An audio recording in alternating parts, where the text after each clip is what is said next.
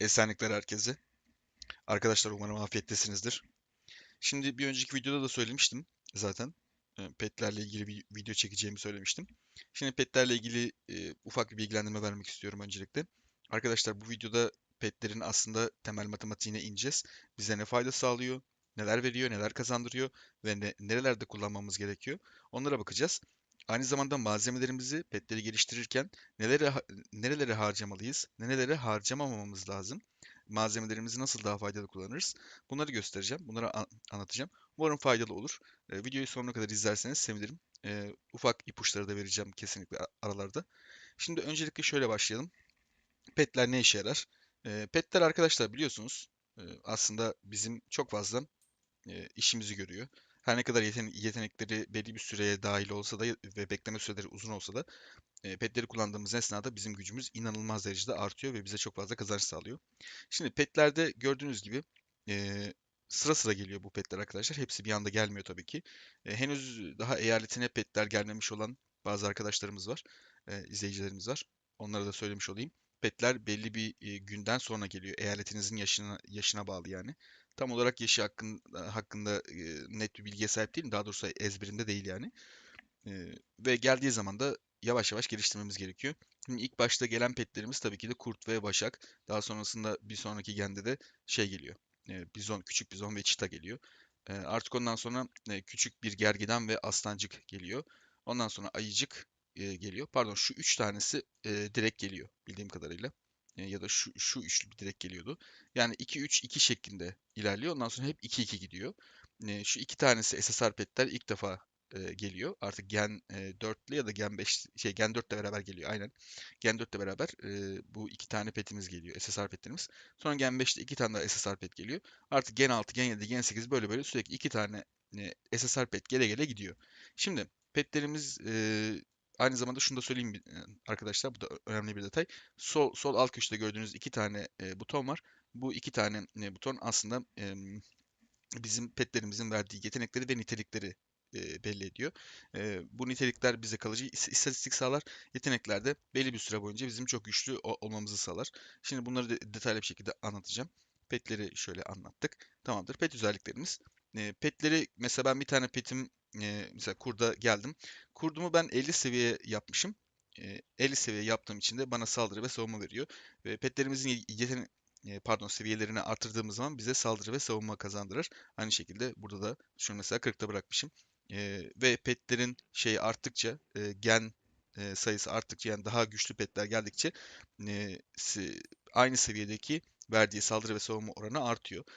Yani mesela şu ileri doğru gidiyorum. Gördüğünüz gibi mesela burada seviye 31 petim saldırı ve savunması %7,5 yaklaşık olarak istatistik veriyor.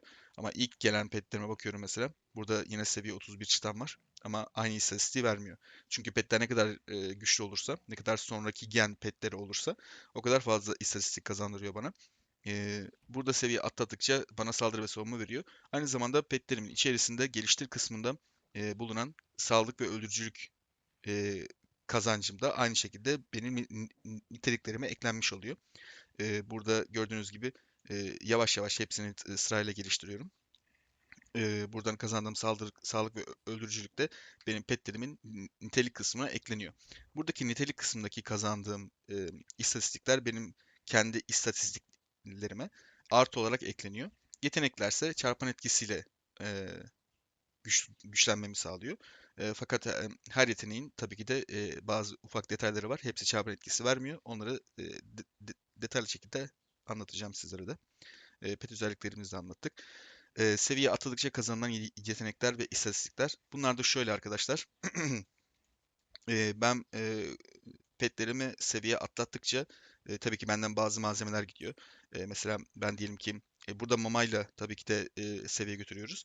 Ben mesela bunu seviye 40'tan 50'ye doğru çektim diyelim ki. Seviye 50 yapmak için benden bir eşik noktası her 10 seviyede bir eşik noktasına ulaşırız. Eee, Mesela petimin seviyesi 0 diyelim ki sıfırdan 9'a kadar pet mamasıyla götürürüm. Daha sonrasında 9'dan 10'a atlatacakken benden bir eşik noktası olduğu için benden bazı malzemeler ister. Bu malzemelerde tabii ki pet kitapçığı, pet iksiri ve madalyon oluyor. Onları da şuradan gösterebilirim hatta sizlere. Şöyle. Buradaki kasamızda mesela zaten o malzemeler veriliyor. Gördüğünüz gibi büyüme kılavuzu, besleyici iksir ve madalyon. Bu üçü kesinlikle önemli arkadaşlar. Petlerimizi geliştirmek için bunlardan kesinlikle birikim yapmanızı tavsiye ederim. Tekrar petlere geliyorum. Evet. Seviye atladıkça benim petlerimin verdikleri yetenekler artıyor. Yetenekler, özellikleri arttığı için de ben daha fazla güçlenmiş oluyorum. Şimdi yetenekler kısmına geliyorum. İlk başta arkadaşlar dediğim gibi şu iki tane pet geliyor oyunumuza. Eyaletinize yani daha doğrusu. İlk petimiz inşaat yani kurt, küçük kurt. İnşaat hızımızı artırıyor. Bu kesinlikle benim istediğim bir şey. Çünkü inşaat hızımı arttırırsam daha hızlı gelişirim. Petlerde sol üst köşede gördüğünüz şu çekiç, tokmak gibi bir şeye benzeyen yeşil işareti varsa bu bir gelişim petidir arkadaşlar. Yani sizin hesabınızın gelişmesini sağlayan bir pettir. Eğer ki sol üst köşesinde savaş işareti varsa bu da bir savaş petidir. O yüzden bunun ayrımını ilk başta yapmanız gerekiyor. Gelişim petlerine çok öncelik vermiyoruz. Öncelik vereceğimiz petler kesinlikle savaş petleri olacak. Gelişim petlerinden sadece kurdu 5 seviye yapıyoruz. Yani seviye 50'ye yükseltiyoruz. Diğerlerini seviye 5 yapmamıza gerek yok. Çünkü seviye 5 yaptığım zaman benden çok fazla malzeme istiyor. Özellikle de madalyon istiyor. Madalyon çok zor bulunuyor. E, Vaşak da geliyor tabii ki de kurtla beraber. Vaşak da bize şey kazandırıyor. E, Enerji kazandırıyor. Enerji de işte hayvan keserken olsun. Rally açtığımda giden enerjilerden bahsediyorum aslında. Daha sonrasında küçük bir bizon gelecek. Bu küçük bizonda bizim kaynak topladığımız zaman biliyorsunuz ki 6 saat, 7 saat, 8 saat, 9 saat belki de o kaynağı toplamak için bekliyoruz. Bu bizim beklememizi engelliyor. Bu yeteneği aktifleştirdikten sonra kaynak toplama noktasına gönderirsek o kaynağı, o madendeki bütün kaynakları alıyor ve geliyor. Beklememize gerek yok. Tabii ki burada yeteneklerin gelişim sürecini de görebilirsiniz. Burada ilk başta bir gün 11 saat bekleme süresi varken daha sonrasında bir gün 7 saat bekleme süresine düşüyor. Daha sonrasında 3 saat, 23 saat derken böyle böyle gidiyor. Pardon, yeteneklere tekrar geliyorum. Bir sonraki hayvanımız, gelişim hayvanımız çita. Çita da bize evcil hayvan maması veriyor. Bu da çok öncelikli bir şey değil. Zaten 4 bile yapmamışım, 3'te bırakmışım. Bir sonraki hayvanımız da aynı şekilde küçük aslancık. Bu aslancık da bize rastgele bir ödül kazandırıyor. 1 saat 19 günde bir tabii ki de. Yeteneği tabii arttırdıkça aynı şekilde bekleme süresi azalıyor. Yani mesela bunu kazandırdığı özelliklerde malzemelerde ne oluyor? Kimi zaman has altın veriyor. Rastgele seçiliyor bu arada arkadaşlar. Haberiniz olsun. Belli değil yani. Has altın verebiliyor. Tılsım malzemeleri verebiliyor. Bazen de çekiç verebiliyor. Ona göre değişiyor yani. Asıl önemli kısım tabii ki de savaş petlerimiz. İlk savaş petimiz küçük geyikçik oluyor. Bu geyik biz geliştirdikçe bu yeteneği kullandığımız zaman yani saldırdığımız düşmanın sağlığını 2 saat boyunca %5 azaltıyor ve bu %5 tabii ki de çarpan oranında, çarpan etkisiyle. Bir önceki videomda, pardon iki önceki videomda bahsetmiştim buffların matematiği nasıl işliyor diye. Orada detaylı ayrıntıları vermiştim. İsterseniz o videoya tekrardan bakabilirsiniz. İzlemeyen arkadaşlar için önce o videoyu izleyip daha sonrasında bu videoyu izlemelerini tavsiye ederim kesinlikle. Bir sonraki savaş betimiz tabii ki de ayıcık.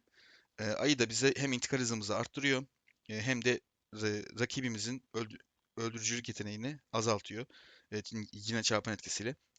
Bu savaş petlerinin hemen hemen hepsi çarpan etkisiyle azaltır ya da artırır arkadaşlar haberiniz olsun. Bizim için SSR petler iki tane. Burada ikisi birlikte geliyor. Bizon ve Gergedan. İşte bizim için aslında oyun burada başlıyor diyebiliriz. Bizim için öncelikli olarak yükselteceğim şey kesinlikle Gergedan. Çünkü Gergedan bana saldırı veriyor. 2 saat boyunca saldırımı %10 arttırıyor. Yani benim okçularımın saldırısı diyelim ki 1200 ise %10 arttırdığı zaman ne oluyor? 1330 oluyor. 1200'den 1330. Yani bu ne demek biliyor musunuz? 130 istatistik saldırı istatistiği ben bedavadan kazanmış oluyorum. İnanılmaz muazzam bir şey gerçekten. Gücümü aşırı derecede arttırıyor. O yüzden ilk önceliğin kesinlikle burada bizon, pardon gergedan. Daha sonrasında da bizonu yükseltebilirsiniz. Ben petlere malzeme bastığım sırada sadece bizon ve gergedan vardı. O yüzden bizonu da yükselttim, 100 seviye yaptım. Henüz iki tane pet gelmemişti o sırada. Bunu seviye 10 yapmak zorunda değilsiniz arkadaşlar. Yani bu petimizi 100 seviyeye yükseltmek zorunda değilsiniz. Ekip konuşlandırma kapasitesi artırıyor.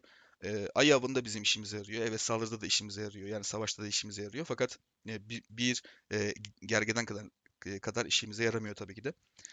Bu iki tane SSR petinden sonra gelen iki tane SSR petimiz, yani Gen 5 ile birlikte gelen iki tane SSR petimiz bunlar. Biri rally kapasitesini arttırıyor. Ben zaten düşük yatırımlı bir oyuncuyum. Haliyle rally pek açtığım söylenemez. Yine ayı avında falan işimize yarıyor. E, Pek rally açmadığımız için, yani rally lider olmadığımız için bu peti pek yükseltmenizi tavsiye etmem. Malzemelerinizi buraya harcamayın derim. Ama şu ikinci SSR petimiz kesinlikle en az gergedan kadar işlevsel ve kesinlikle öncelik sırasına konulması gereken bir pet. Çünkü bize öldürücülük veriyor. Ekibimin öldürücülüğünü aynı gergedan gibi arttırıyor. Ben bunu full max seviye yaptığım zaman, yani 10 seviye yaptığım zaman bana ekip öldürücülüğünü %10 arttıracak ve dediğim gibi tabii ki bu da çarpan etkisiyle arttıracak. Yani 1200 öldürücülüğüm varsa 1330 öldürücülüğüm olacak. 130 öldürücülük siz bedavadan nerede kazandınız bu zamana kadar? Ben bunu sorayım ve geçeyim. Çünkü çok önemli bir detay kesinlikle. O yüzden petlerimi çok çok çok önemsiyorum ve geliştirmeye çalışıyorum. Savaşlarda benim direkt olarak köpek balığı sınıfındaysam beni balina sınıfına bile atlatabiliyor. O yüzden 2 saat boyunca bu petlerimiz aktifse savaşta tam bir ölüm makinesine dönüşebiliyoruz arkadaşlar. Aklınızda bulunsun. Tamam, bunu da anlattık, güzel. Peki petleri geliştirirken nelere dikkat etmemiz gerekiyor? En önemli nokta neresi? Şimdi arkadaşlar biliyorsunuz ki mesela bu petimizi diyelim ki ben geliştireceğim. Geliştirdim. Mamaları verdim. Seviye 50 yaptım. Onu da geliştirdim. Tamam, malzemeleri verdim. Burada zaten her geliştirdiğimde ekip saldırısı ve savunması kazanıyorum. Tamam. Burası zaten basit. Burayı rahatça anlayabilirsiniz diye düşünüyorum. Burada pek detay yok. Fakat asıl mesele aslında petlerimin şuradaki geliştir, sağ alt köşesindeki geliştir kısmı. Burası daha önemli. Burası daha detaylı çünkü. Ben burada petlerimi geliştirirken bakın gördüğünüz gibi diğerlerini mavide bırakmışım. Sadece piyade sağlığı ve okçu öldürücülüğünü yükseltmişim. Niye? Çünkü ben zaten 50-0-50 oynayan bir oyuncu olarak benim en çok ihtiyacım olan iki istatistik piyade sağlığı ve okçu öldürücülüğü. Ben daha önceki videolarımda, raporlarda da göstermiştim bunu. Piyade sağlığım ve okçu öldürücülüğüm fazla olduğu için diğer bütün istatistiklerim rakibimden geride olmasına rağmen ben bu savaşı kazanabiliyordum. Niye? Çünkü benim için asıl önemli olan iki tane e, istatistik, iki tane yetenek benim için çok daha değerli ve bunları önde götürmüşüm. Haliyle e, en önemli noktayı, en önemli avantajı burada yakalamışım.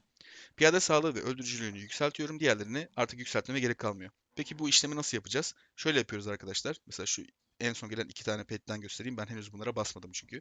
Geliştir kısmına geliyorum. Buradan şeylere gelene kadar, bunların hepsi mavi olana kadar, hepsinin mavi olmasına gerek yok aslında. Piyade sağlığı ve okçu öldürücülüğü mavi olana kadar otomatik gelişimde bırakabilirsiniz. Yani ben bunu otomatiğe alıyorum mesela, birkaç tane harcayacağım şimdi. Otomatiğe alıyorum. Bu zaten kendisi yükseltiyor. Böyle daha kazançlı oluyor arkadaşlar mavi olana kadar. En azından piyade sağlığı ve okçu öldürücülüğü 50-0-50 oynuyorsanız böyle mavi olana kadar bekleyin. O bassın dursun. Tamam mı? Diyelim ki bastı. Tamam, çok güzel. Bunu da değiştirdiğim güzel. Bastı, mavi oldu. Mavi olduktan sonra ne yapıyorum? Artık orada otomatik yükseltmeyi durduruyorum. Mavi olduktan sonra mesela Bizonum'a geliyorum. E, Mavi olduktan sonra artık maviden mora kadar sadece piyade sağlığını ilerletiyorum. Yani tek tek ilerletiyorum. Mesela buna bastım diyelim ki. Bastım. Baktım piyade sağlığını hiçbir şey vermedi. Ama burada artı diyor. Normalde oto geliştire bıraksaydım bunu basardı. Ama ben sadece piyade sağlığımı yükseltmek istiyorum şu anda. O yüzden diğerlerinin hangi değer geldiğinin hiçbir önemi yok. Umurumda değil. Sadece piyade sağlığı artı gelirse o zaman basacağım. Şimdi basmıyorum. Tekrar dene diyorum. Tekrar deniyorum. Bakın bana burada bir uyarı çıkarıyor. Tamam diyorum. Tekrar dene. Tekrardan piyade sağlığına bakıyorum. Yine artı gelmedi. Artı gelmediyse niye basayım ki? Tekrar dene diyorum o zaman. Hala artı gelmiyor. Bu da inat etti yani artı gelmemeye. Hala artı gelmiyor. Bir türlü artı gelmiyor. O zaman basmıyorum. Sürekli tekrar ediyorum. Şimdi burası mor seviye olduğu için haliyle artık buranın artı gelme ihtimali bayağı bir düşecek. Düştüğü için de haliyle ben çok fazla mavi taş harcamak zorunda kalacağım. Ama emin olun hepsini eşit götürmekle tek tek götürmek arasında o kadar büyük bir fark var ki ben bunların hepsini mavi yaptıktan sonra diyelim ki tek tek götürmeye karar verdim. Piyade sağlığı için tek başına maviden mora götürmek için yaklaşık 350-400 tane taş istiyor, taş harcıyor. Bu tabii şansınıza bağlı olarak değişebiliyor.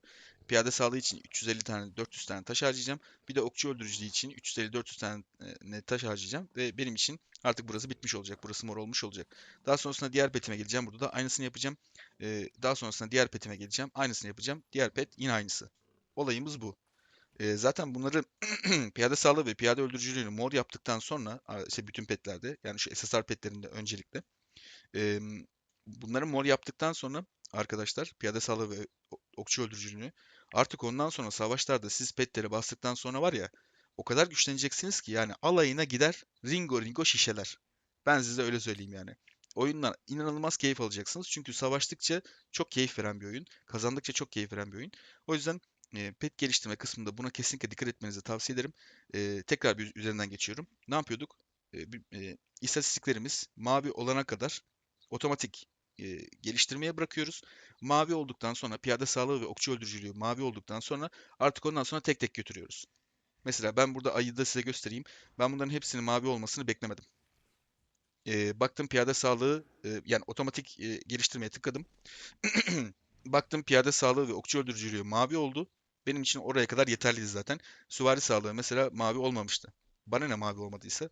Yani ben bunun mavi olması için niye hala malzeme harcamaya devam edeyim ki? Zaten süvari sağlığı hiçbir işe yaramıyor. Yani şu istatistikler arasında en işe yaramaz, en boş istatistik bu diyebilirim kesinlikle. O yüzden bunu beklemedim mavi olmasını. Hemen ondan sonra piyade sağlığını mora yükselttim. Okçu öldürücülüğü mora yükselttim. Size şöyle bir detay vereyim. Kesinlikle bu detaya dikkat etmeniz gerekiyor. Gelişim yaparken diyelim ki 3 ay 4 ay birikim yaptınız ya da 2 ay birikim yaptınız. Ondan sonra pet malzemelerini bir anda basacaksınız. Pet malzemelerini basarken arkadaşlar sondan başlayın. Yani şu geliştirme aşamasını yaparken en sondaki petinizden başlayın. En güçlü petiniz o çünkü. En fazla kazancı orada elde edeceksiniz.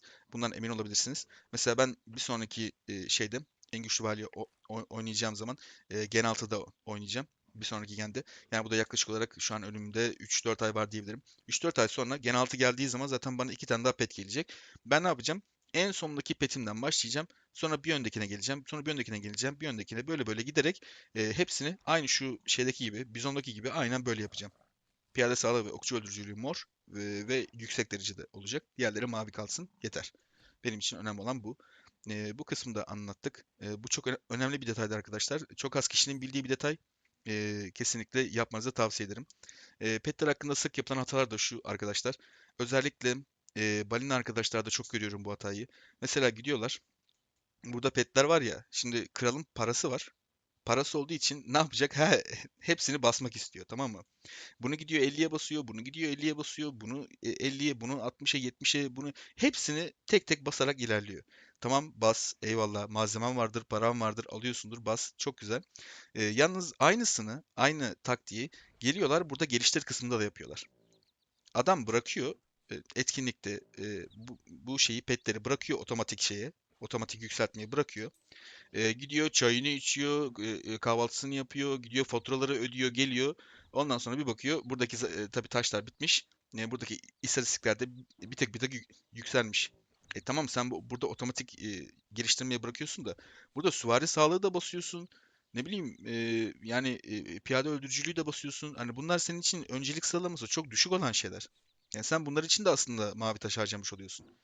O yüzden otomatik şeye geliştirmeye bırakıyorlar ve ondan sonra takılıyorlar. Tabii adamların burada yani 5.000 tane 10.000 tane taşı olduğu için hepsini tek tek basmak onlara zor geliyor. Haliyle uğraşmak istemiyorlar. Otomatik katılımı, otomatik geliştirmeye bırakıp gidiyorlar. Bu çok büyük bir hata oluyor arkadaşlar. Emin olun normalde piyade sağlığını mesela ben mor yapacağım ya. Eğer otomatik atılma bırakırsam ben normalde 400 taş harcayacakken 1000 taş, 1200 taş, 1500 taş harcayabiliyorum. Sırf piyade sağlığı mor olsun diye. Yani inanılmaz arada büyük bir fark var aslında. O yüzden genellikle balinalarda görüyorum bu hatayı.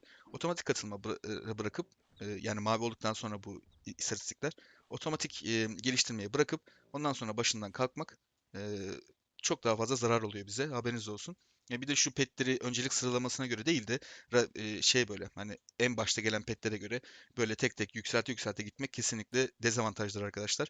Çünkü bir sonraki gelecek olan petleri de hesaba katmamız lazım. Bir sonraki gende gelecek olan petleri de ben fullleyebilecek miyim? Ben onları yükseltebilecek miyim? Bunu da hesabını yapmanız gerekiyor kesinlikle. Tamam, siz elinizdeki petleri yükselttiniz ama yükselttiğiniz petlere bakıyorum. Mesela G'yi fulllemişsiniz. Tamam, bu da bir savaş peti, doğru. G'yi fulllemişsiniz, 70 yapmışsınız. Ama ben G'yi 70 yapmaktansa gidip burada gergedanı 70 yapmak bana inanılmaz daha fazla kazanç sağlayacak. Gerçekten. O yüzden harcamalarınıza dikkat etmeniz lazım ve mantıklı yatırımlar yapmanız lazım. Önünüzdeki süreci de değerlendirerek güzel bir planlama yapmanız gerekiyor arkadaşlar. O zaman çok daha avantajlı olacaksınız. Petler bizim savaşlarda inanılmaz derecede öne geçmemizi sağlıyor ve aynı zamanda 2 günde bir ayı avı oluyor. O ayı avlarında da savaş petlerimizi kullandığımız zaman hasarımız çok ciddi miktarda artıyor.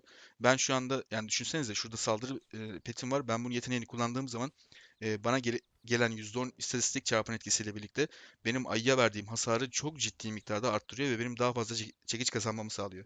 Ben ayıyı her 2 günde bir oynuyorum. Yani ayda 15 kere ayı oynamak demek bu. 15 kere ayda her seferinde bir tane fazla çekiç kazansam ayda 15 tane çekiç fazla kazanmış olurum. Yani getirisi inanılmaz fazla petlerin arkadaşlar. O yüzden bu konulara dikkat etmenizi kesinlikle şiddetle tavsiye ediyorum. Umarım e, istediklerimi anlatabilmişimdir. Şurada işaretleyeyim. Sormak istediğiniz bir soru olursa petlerle ilgili e, kesinlikle yorumlara yazabilirsiniz arkadaşlar. Yardımcı olmaya çalışacağım. Umarım bu video sizin aklınızdaki sorulara cevap olabilmiştir. Şimdilik görüşmek üzere diyelim o zaman. Esenlikler herkese. Allah'a emanetsiniz.